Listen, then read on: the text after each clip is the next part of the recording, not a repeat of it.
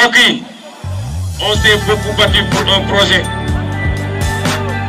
te projet boobu mooy sauver le Sénégal. te projet boobu mooy sauver le Sénégal.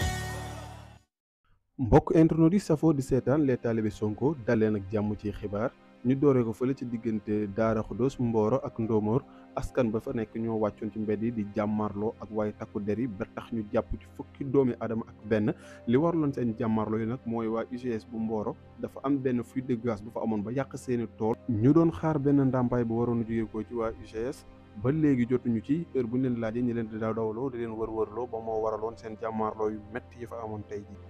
ñu wax ci leneen jëm ci étudiants yi nga xamante ni dañoo tëj université bi boobu ba léegi étudiants yi nag mer nañ ba futtu démb def nañ ko classe bu ñu dem génne leen sànni ci biti dugg ci école yi di génne xale yi jàng di leen génne ne leen kenn du fi jàng ndax bu leen rek moo mën a am jàmm am moo ñu ubbi université Cheikh Anta Diop ñëpp nekk ci jàmm ànd jàng mais nag ñii jàng ñi duñ jàng du fi amee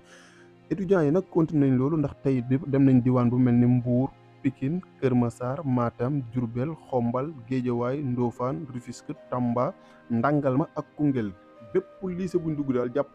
jàpp bépp élève bu nekk ci biir lycée bi di jàng ñu génn sànni ci biti ne kenn du fi jàng ndaxte université dañ ko tëj.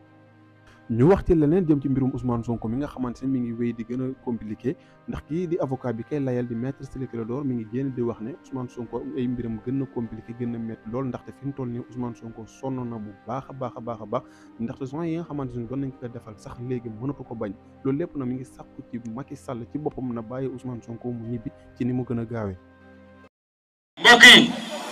on s'est beaucoup battu pour un projet. te projet boobu mooy sauver le Sénégal. te projet boobu mooy sauver le Sénégal.